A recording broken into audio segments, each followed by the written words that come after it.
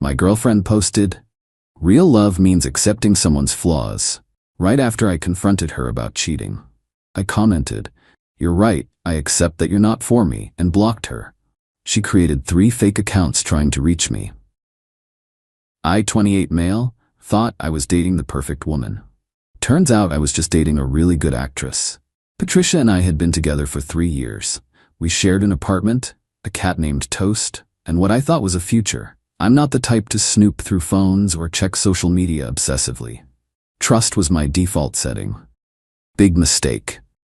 It started with little things. She'd mention a coworker named Robert a lot. Robert said the funniest thing today. Robert brought donuts to the office. Robert thinks I should ask for a raise. Cool. Robert sounds nice. Then came the late nights. Marketing emergencies, she said. Client dinners that ran until midnight. Weekend strategy sessions. I'm not stupid. I know offices have busy periods. But when she came home from a work event with her dress on backwards at 2 a.m., even I had to raise an eyebrow. "It's not backwards," she said, looking me dead in the eye. "This is how it's supposed to be worn." Reader, it was definitely backwards. The tag was literally sticking out from her collarbone. The confrontation happened on a Tuesday. I'd gotten home early with food poisoning. Thanks, sketchy street tacos. Patricia's laptop was open on the couch and a Facebook message notification popped up. From Robert, with heart emojis. I know. I shouldn't have looked. But when your girlfriend gets a message that starts with, "Last night was incredible," you look. The messages went back months. Explicit photos, plans to meet up, complaints about me, apparently I'm too predictable and emotionally unavailable. Which is rich, considering I'd spent the last 3 years planning surprises for her and going to couples therapy at her insistence. She came home at her usual time, 6:30 p.m. No marketing emergency that night. "We need to talk," I said. "Okay?" She sat down, scrolling through her phone. I saw the messages with Robert. The phone stopped moving. She looked up at me with this expression I'd never seen before. Not guilt, not surprise, annoyance. "You went through my laptop?" It was open. The message popped up. "That's still an invasion of privacy."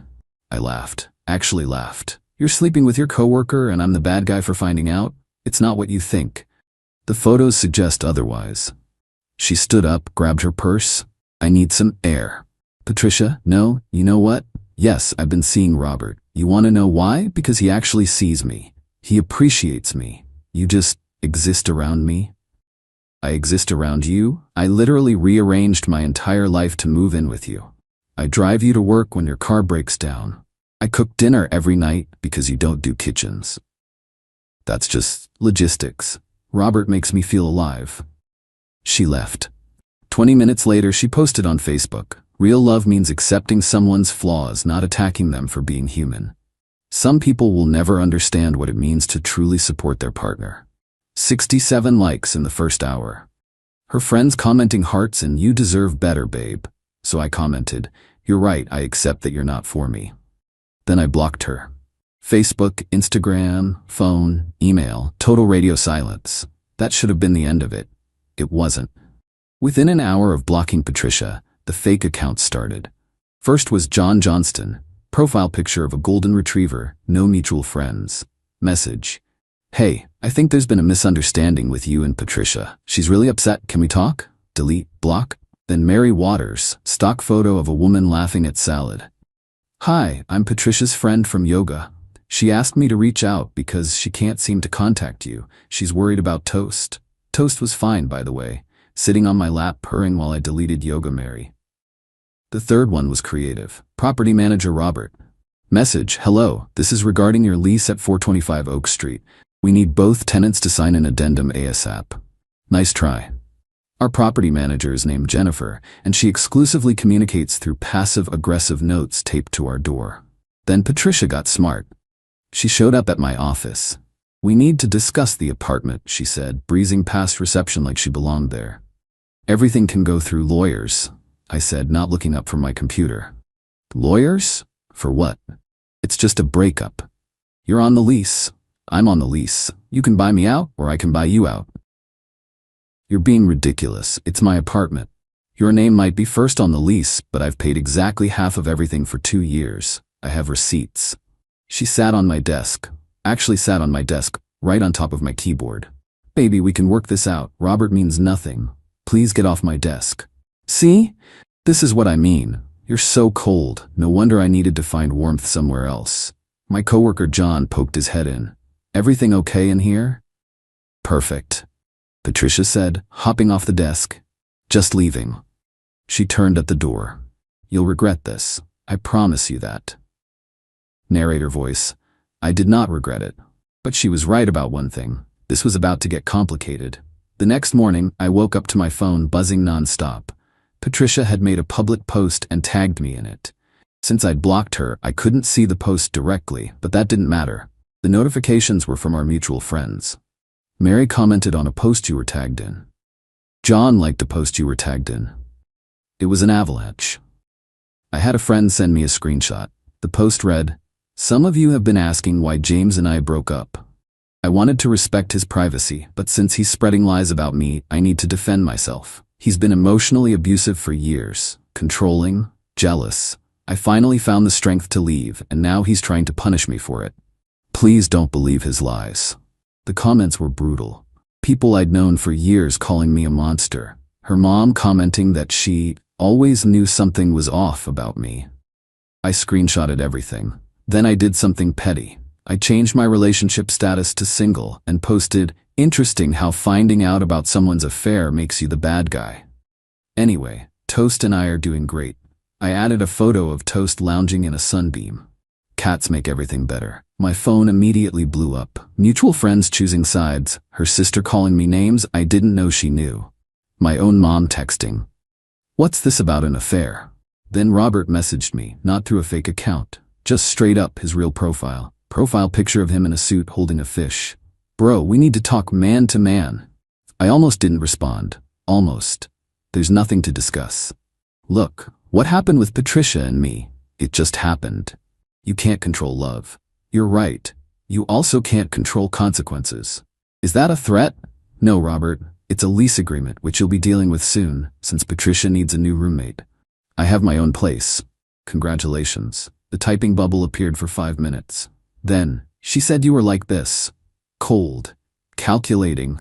No wonder she needed a real man. A real man who won't let his mistress move in with him. Noted. I muted him and went back to apartment hunting. Found a decent studio closer to work.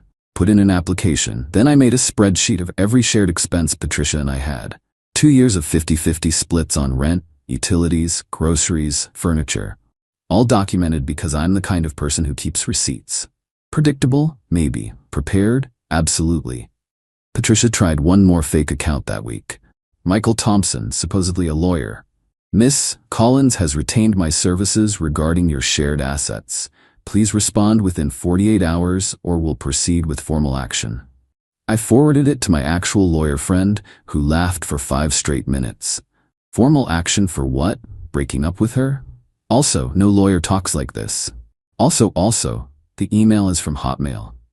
We were 2 weeks into the breakup when things escalated. I came home from work to find half our furniture gone. Not random half, specifically the stuff I'd paid for. The couch, the TV, the coffee table I'd assembled while she drank wine and criticized my Allen wrench technique. Toast was hiding under the bed, freaked out by the mover she'd hired. The note on the counter said, "Took what was mine, P." The receipts in my filing cabinet said otherwise. Update 1. Things got worse. I texted my landlord Jennifer, "Hey, just so you know, Patricia removed some furniture from the apartment today. Do you have security camera footage from the building?" Jennifer, bless her passive-aggressive heart, had cameras everywhere. "I'll check. BTW, rent is due on the 1st, not the 2nd, like some people think." The footage showed Patricia directing movers at 2 p.m. Clear as day. I saved the files and made a police report for theft. Not because I wanted her arrested, but because I needed documentation. The officer taking the report looked tired. "So your ex-girlfriend took furniture from your shared apartment?" "She took furniture I paid for. I have receipts." "And you want to press charges?" "I want a report on file." He sighed. "Domestic property disputes are civil matters." "I understand. I still need the report." Patricia called from a blocked number that night. I knew it was her from the breathing. "You called the cops? Are you insane?"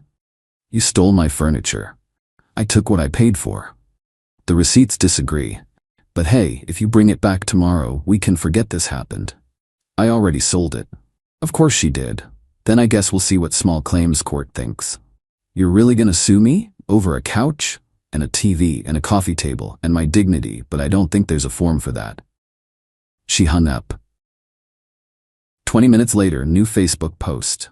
When toxic people can't control you, they try to control how others see you. Stay strong, survivors. 102 likes. Robert hearted it. Update 2, the revenge part, where I actually did something. I'll be honest, I wasn't planning revenge. I just wanted my stuff back and to move on with my life. But then Patricia made a mistake. She used her work email to send me a final notice about the apartment, pretending to be a legal secretary. The email had her company's signature at the bottom. Digital Marketing Solutions, where she worked with Robert. I sat on that email for 3 days, thinking. Then I forwarded it to their HR department. Hi, I received this email from this address. I think someone may be impersonating legal representation using your company email system. Thought you should know for security purposes. Professional. Concerned. Just a good citizen looking out for their corporate email integrity. HR responded within an hour. They took this very seriously and would investigate immediately. Meanwhile, I was packing. The studio apartment was ready, and I'd given Jennifer my 30-day notice. When I told her Patricia and I had broken up, she actually smiled. Finally, she said, that girl was trouble, always complaining about neighbor noise that didn't exist. By the way, you still owe last month's water bill. $47.32. Classic Jennifer. Moving day arrived. I'd hired professional movers because I'm not about to throw out my back over principle. Patricia showed up while they were loading the truck. You can't just leave, she said. Watch me. The lease isn't up for 3 more months. I paid my portion of the notice period to Jennifer directly. Through August, you're responsible for your half or finding a subletter. I can't afford this place alone. Sounds like a Robert problem. She grabbed my arm. Please. I'm sorry, okay, I messed up. We can work through this. Patricia, you told everyone I was abusive. You stole my furniture. You tried to impersonate a lawyer. Multiple lawyers, actually. I was hurt. So was I. Difference is, I didn't commit fraud about it. The movers looked uncomfortable. I gently removed her hand from my arm. Where's Toast? She asked. In his carrier in my car. And before you ask, yes, I'm taking him. My name's on his adoption papers and vet records. That's not fair. I love him. You should have thought about that before you told Facebook I was an animal abuser. Oh yeah, that was another post. Apparently I neglected Toast. Meanwhile, I'm the one who cleaned his litter box because Patricia couldn't handle the smell. She followed me to my car, where Toast was indeed secured in his carrier, looking annoyed at the disruption. You're making a mistake, she said.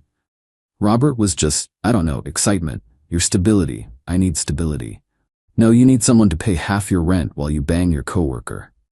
It wasn't like that. The pictures suggest otherwise. Again. I got in my car. She knocked on the window. I started the engine. She mouthed something that might have been please or might have been profanity. Hard to tell. As I drove away, my phone buzzed with a text from an unknown number. This isn't over. Narrator voice. It kind of was, though. The next week was quiet. I settled into my studio. Toast discovered the joy of sunbeams in new windows. I didn't have a couch anymore, but I had peace. Then I got a call from my friend who worked at Digital Marketing Solutions. Not in Patricia's department, but close enough to hear gossip. Dude, did you know Patricia got fired? What? Yeah, her and Robert both. Something about misuse of company resources and creating a hostile work environment.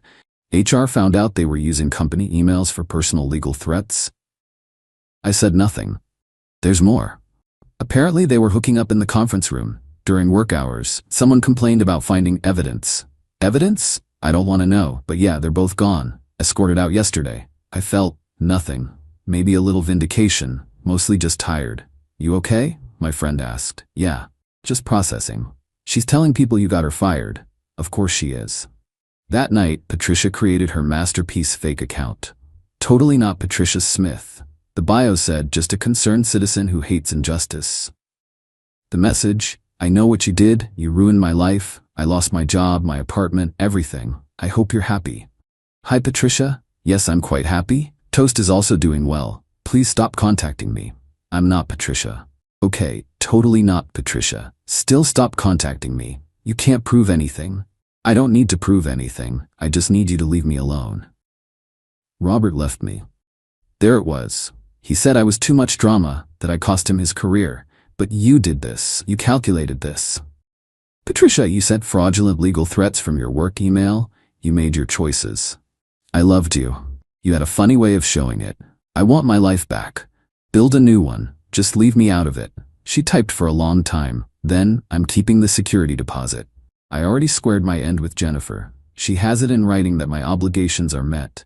The deposit is between you and her now. Turns out she liked me better. I hate you. I know. Block. Update 3. It's been 6 months now. I wish I could say Patricia learned her lesson and we both moved on to better things. Reality is messier. She still creates fake accounts occasionally. I recognize her writing style. She can't help but use actually every third sentence, and she always puts spaces before her question marks. Like this. Last month, she tried Michael from State Farm. The month before that, Jennifer from high school. We went to different high schools. Each time, I block and move on.